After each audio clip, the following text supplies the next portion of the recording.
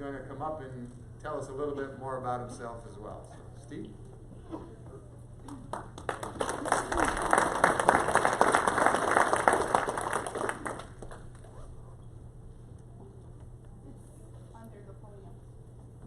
There was a mic there.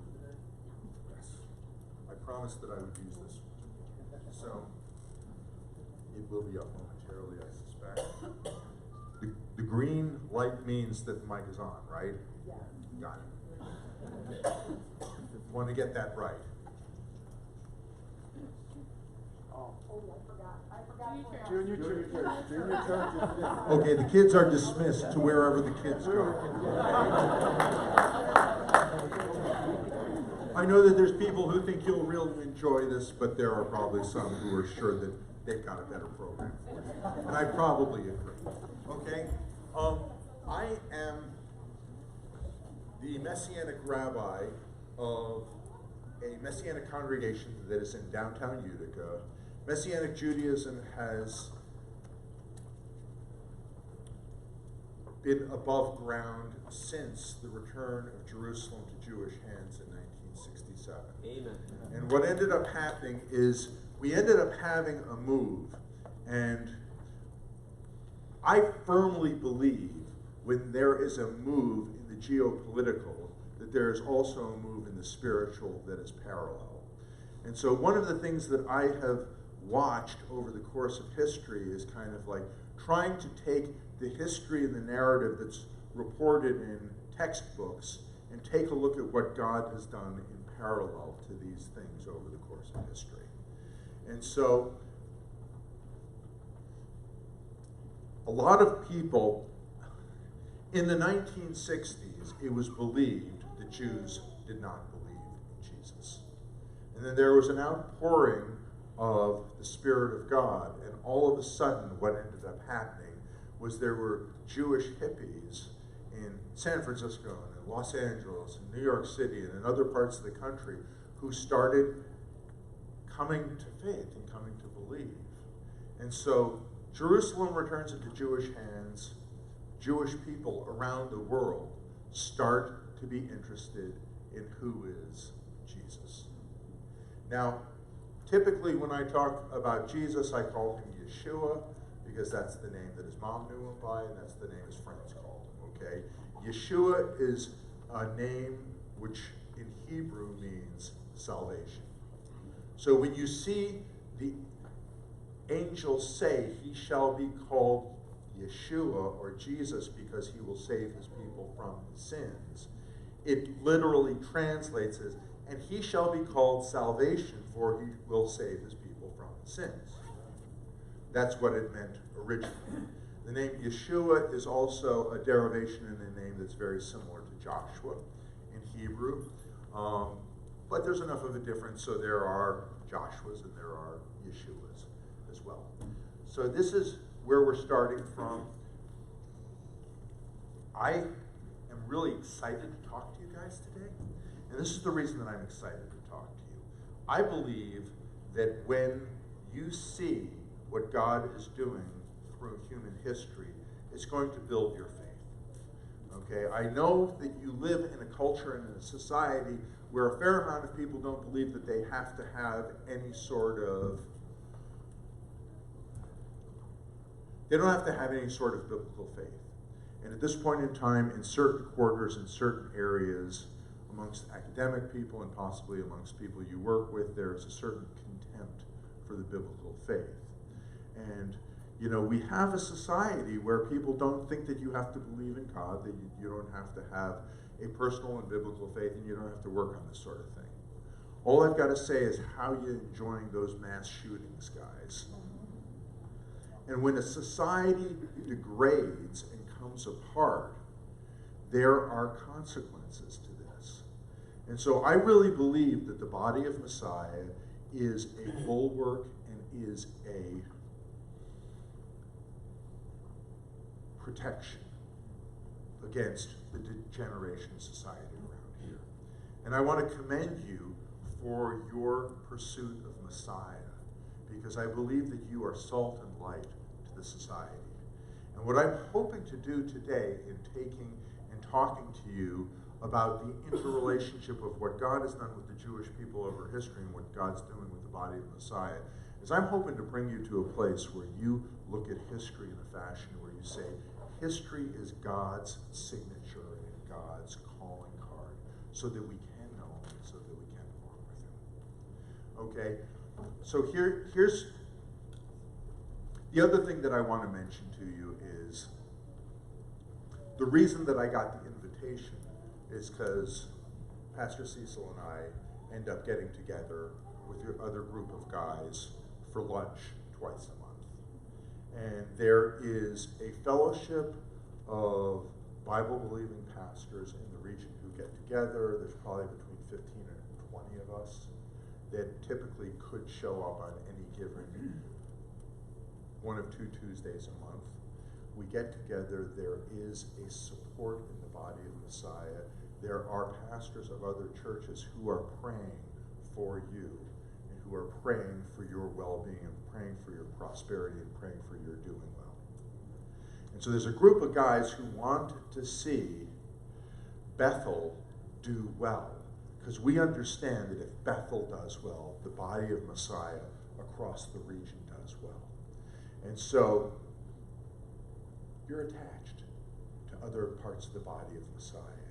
And there is an excitement about the territory, the property, and the part of Utica that you are ministering to. And so we hope that you do really well. And we love your pastor, okay? So that goes without saying.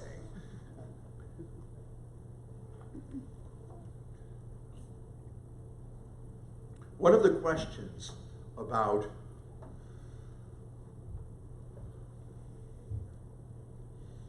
who God is how does he prove himself to be God?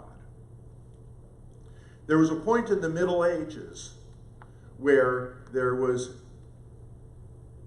a king, very powerful king over his particular kingdom. And this king asked his advisor, prove to me that the biblical God exists. And the advisor said, your proof, your honor, for the fact that the biblical God exists is the Jews. Because the Jewish people have been a people called by God going back nearly 2,000 years before Yeshua ministered. And there have been all sorts of powers. There have been all sorts of nations. There's been all sorts of groups of people, and they have all entered the stage and left the stage. But God has, in his purpose and in his intention, kept the Jewish people as a sign, because these are the people that he chose to enter into covenant with. And with, as I'm sure you guys are aware of, there was a ceremony where Abraham took and cut a series of animals in half and put half of the animals on one side and the other half of the animals on the other side. And what ends up happening is when this happened, Abraham set up what God said to do. And the animals that were too small to be cut in half, there was a dead one on one side, there was a dead one on the other side. And what ends up happening is as it gets dark, Abraham ends up in a dreamlike state, in a quasi-vision. And God passes through those animals in a theophany. And what that ancient covenant meant, that wasn't the first time or the only time it was used. It was known to that culture. And typically what would end up happening is 2 kings or 2 rulers would take arms together and they would pass through the animals that were cut in half. And the ceremony meant this. It meant, may what has happened to these animals happen to me if I break the covenant. But what you have that's unique and innovative was God himself passed through the dead animals, saying, may this happen to me if I break covenant with Abraham and his descendants. So that's how seriously God takes his covenant with the Jewish people. And, you know, people say, well, the Jewish people haven't been faithful to God. And, you know, hard to argue with the obvious. But Abraham never passed through the dead animals. And so the covenant that was made is upon the Lord to protect and to fulfill and to do what is necessary. So God himself passed through the animals, and there was nothing that fell upon Abraham that required him to end up holding up a side to this. So that's where we're starting from, okay? Now what ends up happening is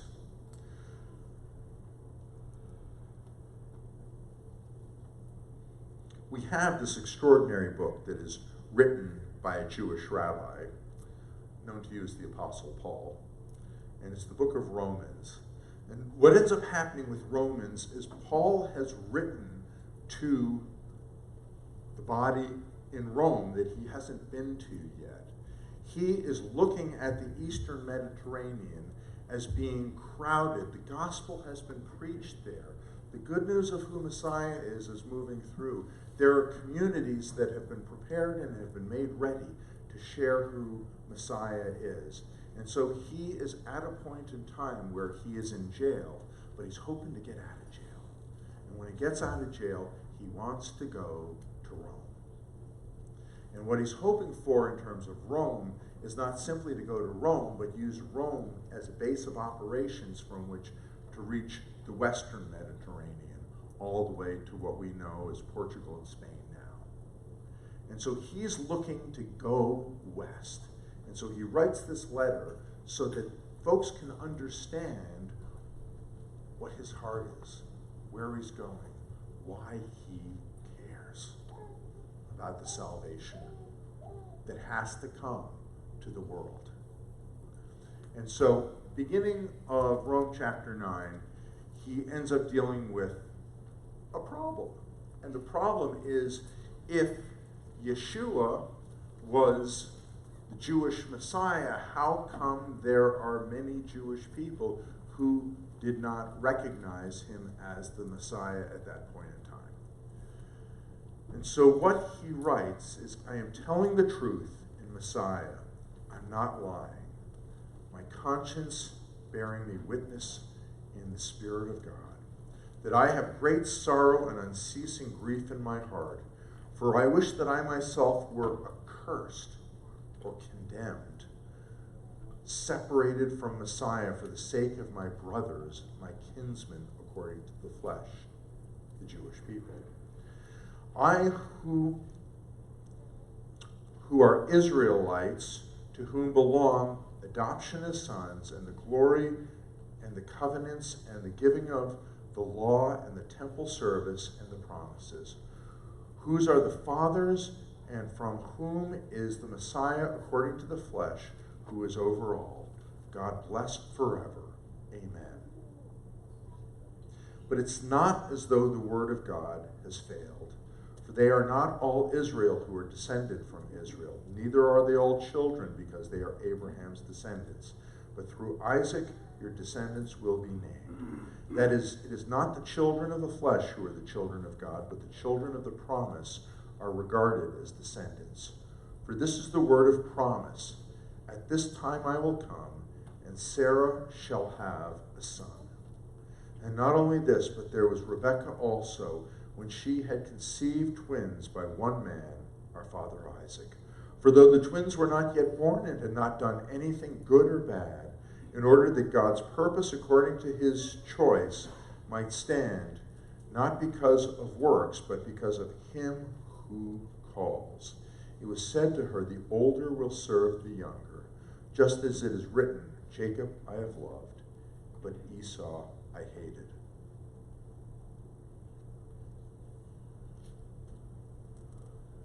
This is a point of correction, and this is something that we need to understand and we need to remember. That when you found the Lord,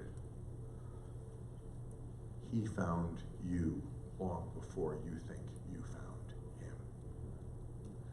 There is a sense where the things that happen in our lives are the things that God has orchestrated and set up and brought together so that you will know him. And one of the things that breaks my heart is sometimes there are people who have walked with us in the past, who have claimed to know Messiah, and who seem to be fruitful. And then they become offended with God. You don't get to pick whether you have an easy life or a difficult life.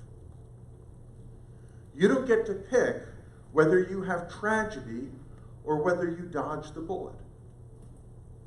You don't get to pick how things work out. And one of the things that I will tell you is that other people's disobedience to the Lord can have ramifications on people who are not responsible for that. And I hate to be the person to break it to you. But the truth is this, that God worked to find you. That God caused you to come alive before you dedicated your heart to him. God has a faithful plan and purpose for you. And one of the things that I will tell you is that everything that is a point of difficulty that you have been through is part of your testimony. And sometimes I offend people because they tell me about things that have gone terribly wrong in their lives, and I say, that's great. That is part of your testimony. That's part of what you should share. Because the things that have gone wrong in your life are going wrong in the life of a broad swath of people who don't believe that God could have anything to do with them or would care for them, because the very same thing that you have overcome in your life is the thing that they need to overcome in their life now. And God has put together a perfect body of Messiah that is wildly varied and wildly different. And the reason that he has done this is because he is fishing for little fish, he's fishing for big fish, he's fishing for medium-sized fish, he's fishing for fish that stay towards the surface and fish that go deep. And those that he is going after are those who have the same problems, the same difficulty, and the same things that you have overcome, because the Spirit of God met you.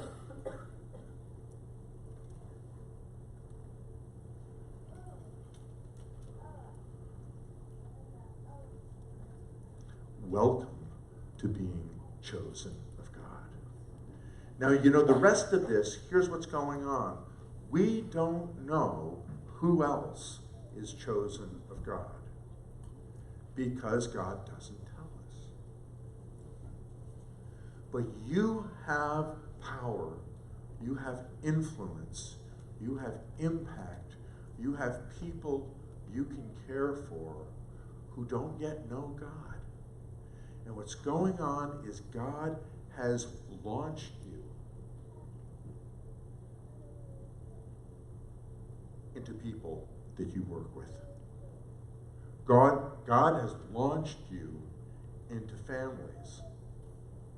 And you know, some of the families that you're involved with, they're difficult. Let's just really be straightforward about this.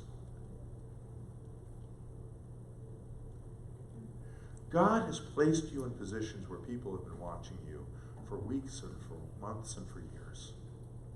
And the testimony that you give, the growth that happens in you, not that you start out perfect, because none of us do, but the growth time over time that happens is something that people are watching. People are paying attention. I have a lady in our community who has been estranged from her siblings since she was in her 20s. She's now around 70. And you know what's happening? It took 50 years, well, probably 35 or 40 anyway, of good behavior to earn her a place to the point where she can start to talk to her sister about things of the Lord. And she's been witnessing for 30 years, and the sister would have none of it. But in the last 18 months, the sister has come to a place where she needs God to come through. Don't worry about it. God has it under control, and he has entrusted you with the power of the Spirit of God. And there's a sense of call that is on you that may take a while.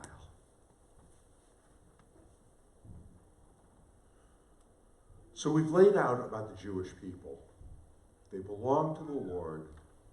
They're descendants of the patriarchs. They're receivers of promise. They're people who knew the instruction of how to live when in other generations, other countries, other ethnic groups, other peoples, no idea. And you know, in no small measure, understand that good Baptists are the descendants of good Jewish teaching via the apostles, okay?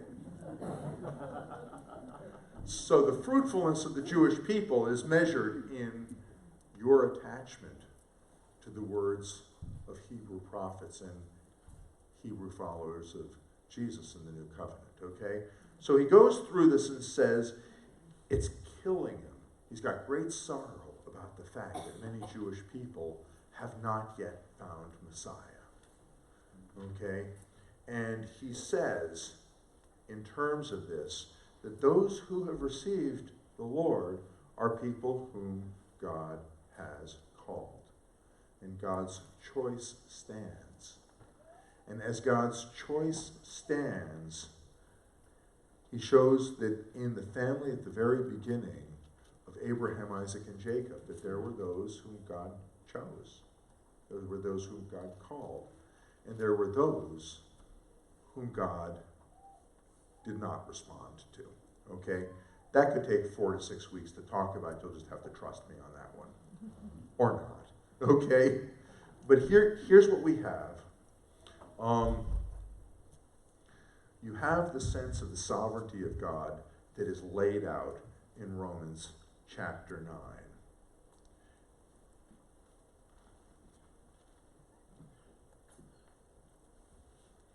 And then Paul ends up saying that what God was going to do in terms of choosing different people than what were expected, he picks up in verse 25 of chapter 9 and it says, as he says in Hosea, I will call those who were not my people, and her who was not beloved, beloved. And it shall be that in the place where it was said to them, you are not my people, there they shall be called sons of the living God. And Isaiah cries out concerning Israel, though the number of the sons of Israel be as the sand of the sea, it is the remnant that will be saved. For the Lord will execute his word upon the earth thoroughly and quickly. And just as Isaiah foretold, except the Lord of the Sabbath had left us a posterity, we would have become as Sodom, we would have resembled Gomorrah. What then shall we say? The Gentiles who did not pursue righteousness attained righteousness, even the righteousness which is by faith. But Israel pursuing a Torah or a law of righteousness did not arrive at that law. Why? Because they did not pursue it by faith, but as though it were by works. They stumbled over the stumbling stone, just as it is written, behold, I lay in Zion a stone of stumbling, a rock of offense, and he who believes in him will not be disappointed. So what is being set up here is it's not a matter of vast numbers of people. It's not a matter of power. It is about a remnant. It is about a group of people who are in a place where God gets a hold of them.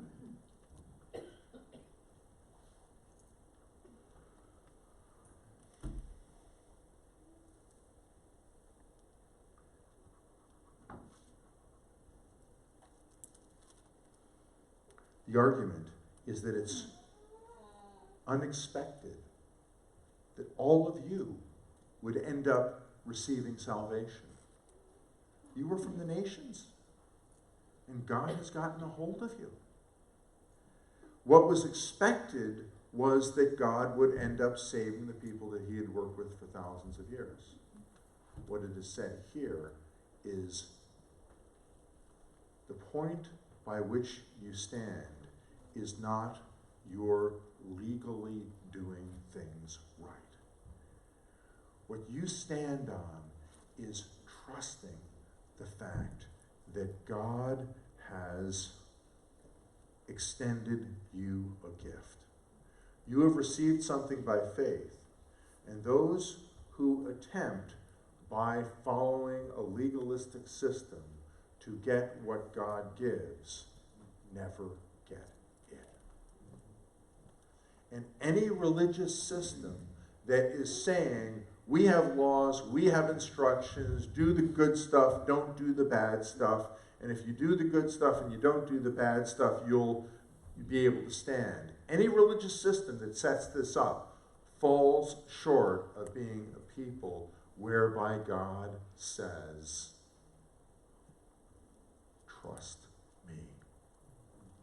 Don't trust your own ability. Don't trust in your own power.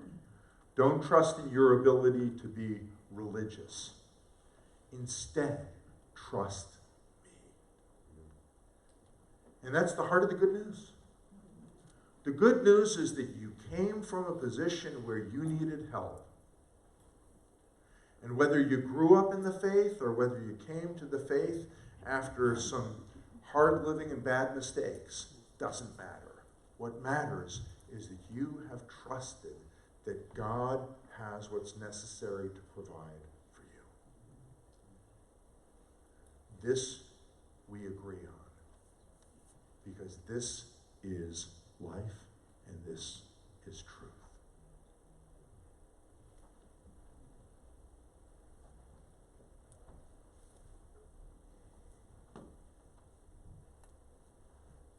About the Jewish people of Shaul's era and his time, he says, I bear witness that they have a zeal for God, but not in accordance with knowledge. For not knowing about God's righteousness and seeking to establish their own, they did not subject themselves to the righteousness of God. For Messiah, in many translations say Messiah is the end of the law. But the word that's used in Greek here is the telos. And telos can as easily be translated, Messiah is the goal at which the law aimed. You can't hold on to God's instruction without going where the river goes. And the river of the instruction of the Hebrew Scriptures and the New Covenant, it's all moving towards a goal. And the goal that it's moving towards is Messiah.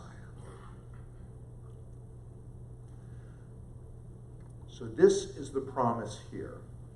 Now there's a lot more that I could get into. I've laid a foundation here. So I'm going to talk to you off the cuff about the rest of what's going on.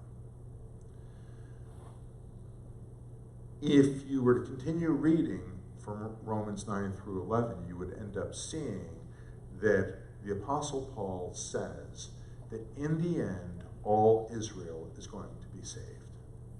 That it's got its plan and purpose to bring Israel to the point of salvation, and that there's going to be those of the nations who are attached to Israel, and that the fruitfulness that's going to come is from what was wild, those of the nations, and what was cultivated, Israel, and the fruitfulness that's going to come out of this is going to end up bringing glory to God.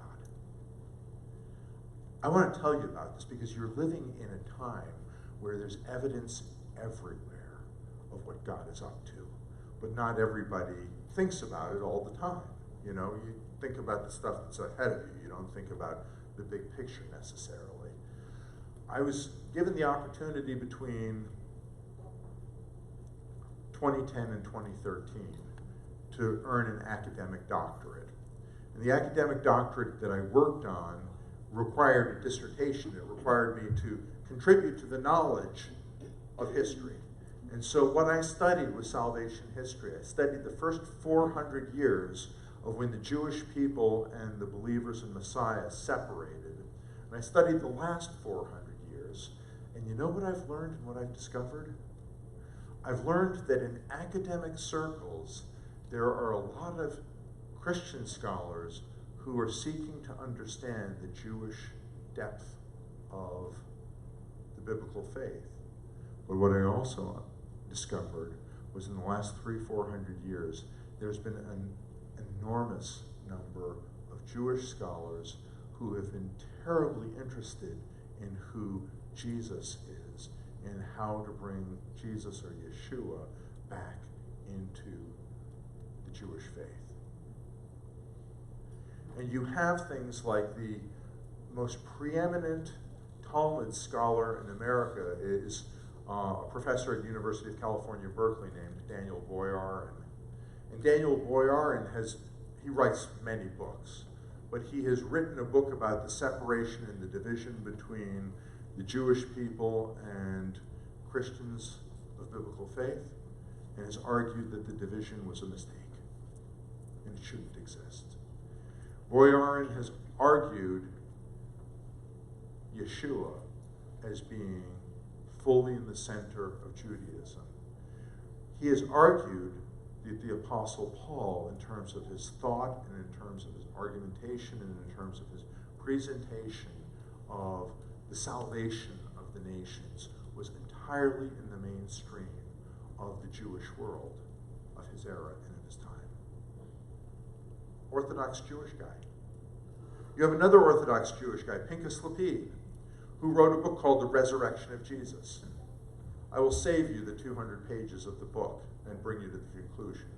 The conclusion that Pinchas Lapid, an Orthodox Jew, comes to is that Jesus was raised from the dead because there was such a historical impact that something had to have happened. And he goes through all the historical documentation and the evidence. He says, it is evident that Yeshua was raised from the dead. There is a continuing work that is happening where the Spirit of God is bringing the Jewish community and the Christians closer and closer together. The promise is that he is going to have one flock and one people of Jews and Christians alike. In Isaiah 66, it says, "Can a nation be born in a day?" This happened so long ago that you guys don't even think about it. But Israel in 1948 was born in a single day, fulfilling the longing in the heart and the prophecy of Isaiah. In addition to this, God promised through the prophets that he will gather the Jewish people from all the nations of the earth to which he has scattered them.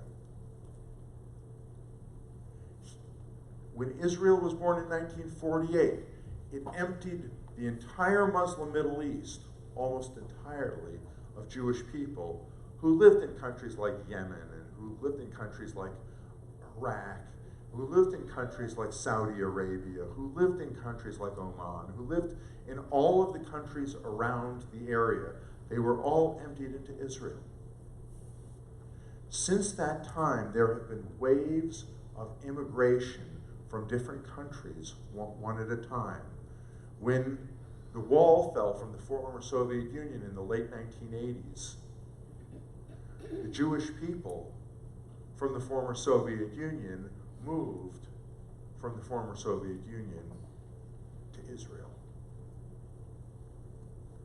There has been, over the last 10, 15 years, you don't hear much about it, but there has been a major migration from South America, from Argentina, and from other countries in South America, Jewish people who are moving back to Israel at this point in time.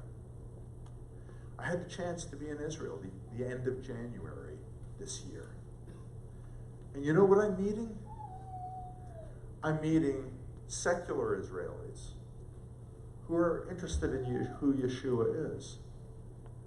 I'm meeting Israeli musicians of fame and stature who are wondering how to integrate who Yeshua is into who they are. I'm meeting Orthodox Jews who are interested in who Yeshua is. He is a current issue for Israel. There is a sense where if someone asks you, how do you know that Yeshua or Jesus is the Messiah? The answer is really simple. He is making himself known by taking the first people in human history. He is bringing them to a place where they are grappling with him. He's a live issue. First off, he saved the Jewish people. He's preserved them over 3,500 years. That's amazing, not to be taken for granted. Second of all, there has never been a nation of people who have been separated from their homeland for the better part of 1,900 years who have been brought back to the same homeland again.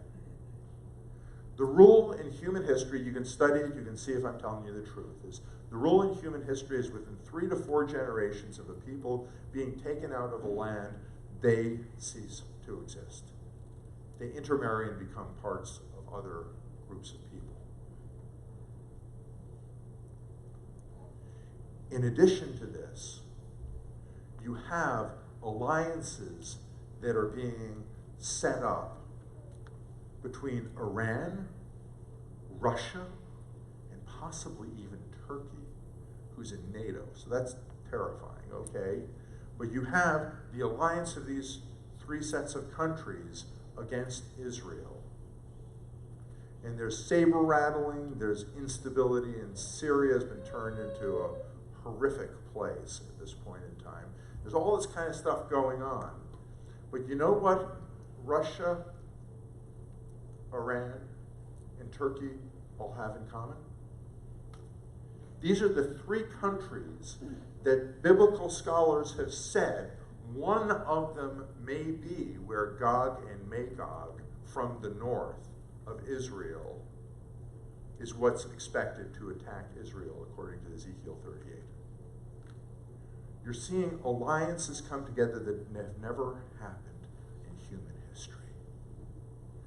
You are seeing anti-Semitism, which has waxed and waned, but since the Holocaust, most people who hate Jews, they're not real brave about talking about it, okay? You know, it's problematic. You look bad if you talk about it. Anti-Semitism is on the rise again. People are speaking freely about the hatred of the Jews. Let me assure you that someone who hates the Jews hates the God of the Jews, because the Jews are nothing. And if you love the God of Abraham, Isaac, and Jacob, you will love his people. Not because they deserve it, not because they're good, not because they're well behaved, but because what God loves, you'll love, because the Spirit of God is in you. But the world, which hates God, is going to demonstrate its hatred of God by hating those who belong to him. And if you're clever enough to put this all together and go, hey, wait a second, I'm attached to the Jewish people by faith. You know, I'm attached to the God of the Jewish people. Yeah, they might not like you too, okay? But I'm hoping that in giving you a broad overview of what God has done in human history, that you will understand that the preserving of the Jewish people is a testimony that God is. That Yeshua's word being spoken is a testimony that God is. That the regathering of the Jewish people in the last 70, 80 years is a testimony that God is. That the interest in Messiah, that the promise that all Israel is going to be saved and be brought together, that that's happening right now. Right at this time. that there is going to be other things that are going to line up with this, and that you are a people who are living in a time where it is not unreasonable for you to expect to see, to have people in this room see Messiah with his foot set down on the Mount of Olives, coming to rule and reign in a biblical millennial kingdom, to show us how it was always supposed to be done. Congratulations. As the Chinese curse goes, may you live in interesting times.